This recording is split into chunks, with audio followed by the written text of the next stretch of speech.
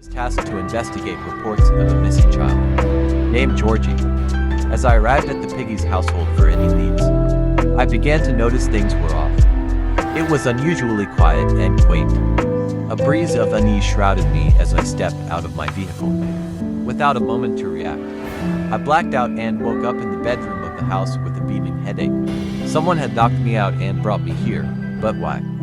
If they wanted to get rid of me, why didn't they finish the job? While attempting to place things together, I encountered a strange, crazed pig with different eyes and a hunger for harm. It didn't talk, it just chased me. Terrifying.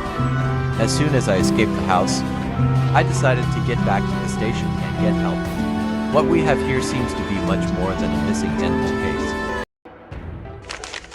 The station, I had found it to be unusually quiet.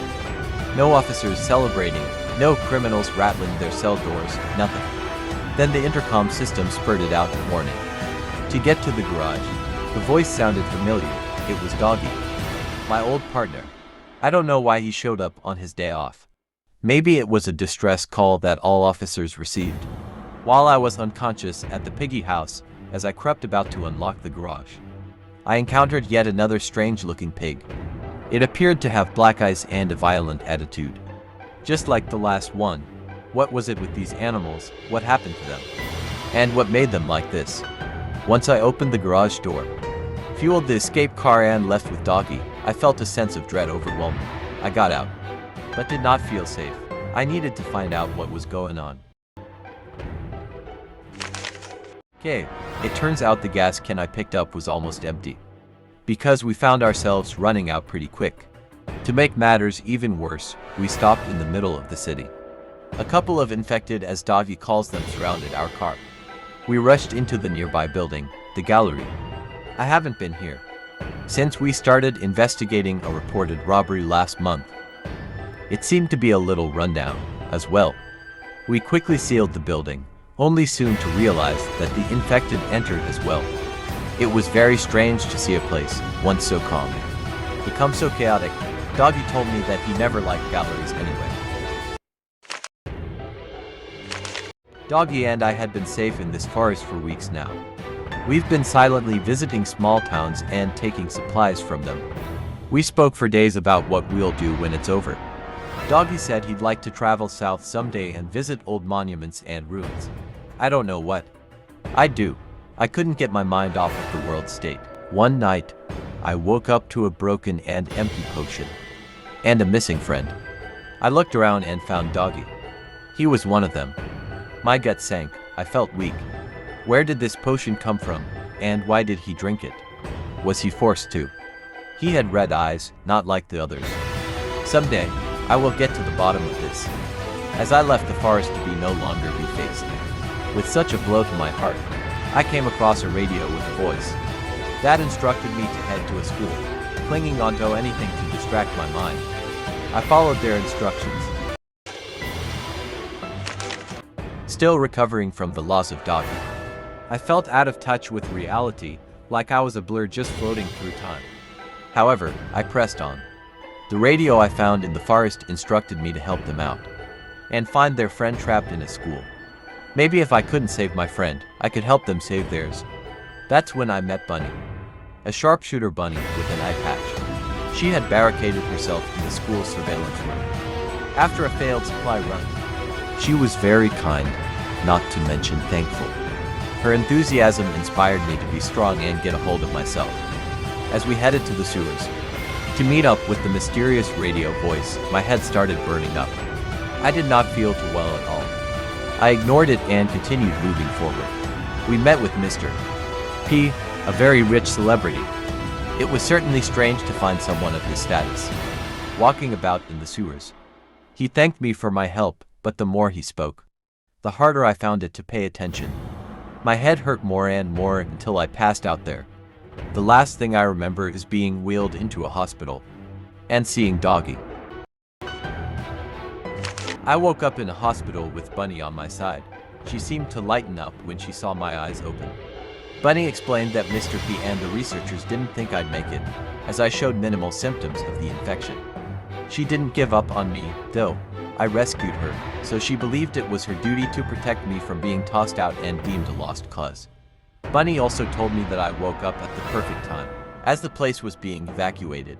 A doctor was infected and caused severe panic. I jumped out of bed and got to the rooftop, where a helicopter was supposedly waiting for us. It wasn't there.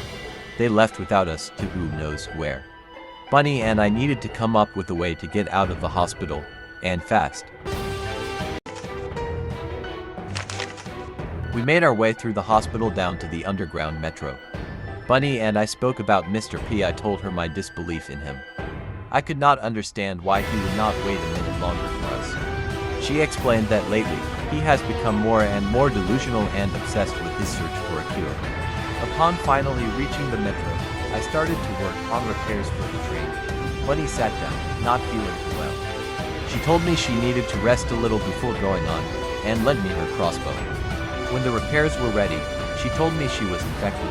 I was very reluctant to believe her. She explained that she was one of the test subjects of Mr. P's cure tests at the hospital. Hers did not go so well. I told her that we could find a cure, and she could hold on long enough to find it. Bunny didn't want to go on as she feared putting me in danger. I got on the train, looking back at her, as she stayed behind to fight off any infected that might still be there. My heart hurt, and my fists clenched. I was going to find Mr. P.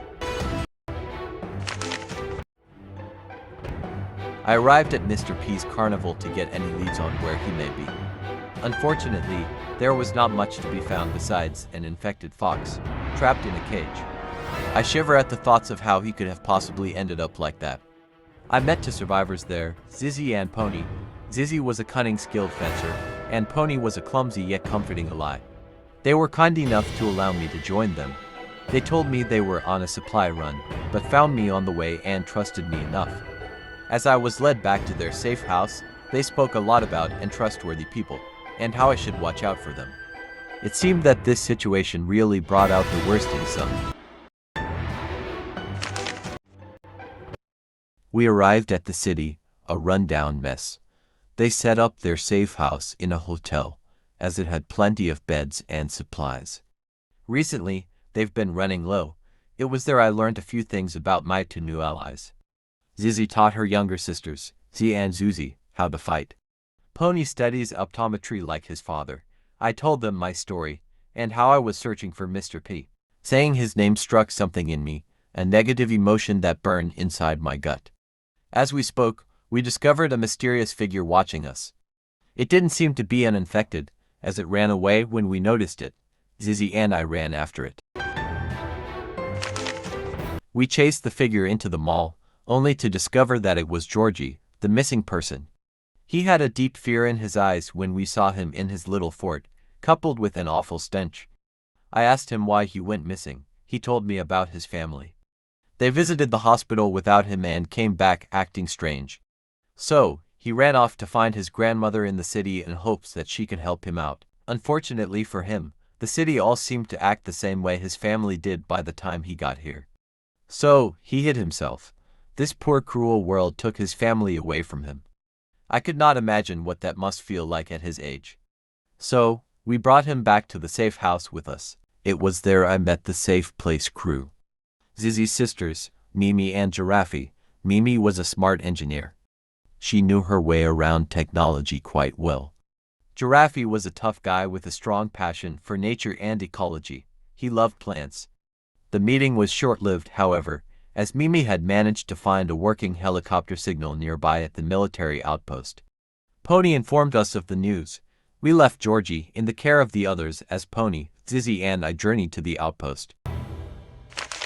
The outpost was swarming with infected soldiers. The three of us opened the sealed doors of the plant, where Mr. P presumably flew to.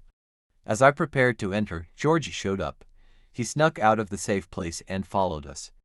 I was not pleased to see him at all, because he could have been easily harmed.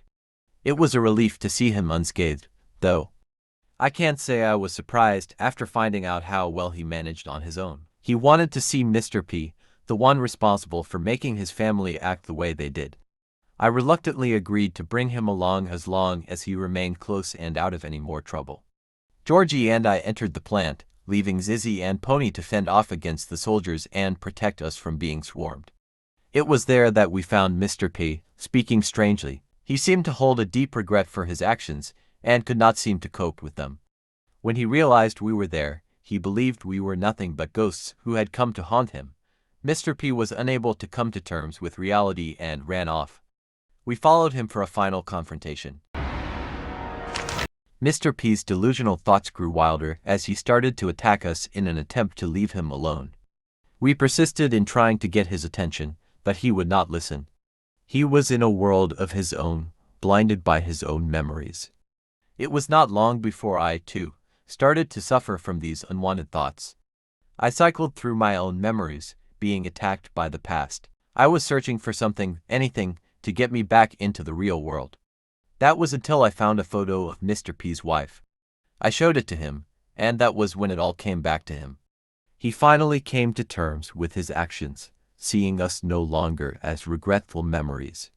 He told us his story. He did everything he could to save his wife who was suffering from a sickness, and caused the world to burn in the process. Nothing hurt him more in this world than himself, and he was afraid of his actions. He became more and more desperate for solutions, sacrificing those closest to him in the process. Georgie was upset and wanted revenge, but I convinced him not to do anything to him. If he harmed Mr. P, he would not be any better than Mr. P. He was too blinded by his emotions to realize what he was doing, and if Georgie went through with it, he too would have suffered just like him.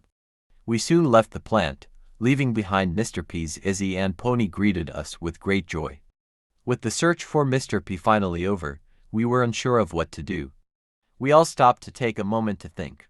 Then, Georgie's face lit up as he came up with an idea. What if we looked for a cure? Maybe it wasn't such a ridiculous idea.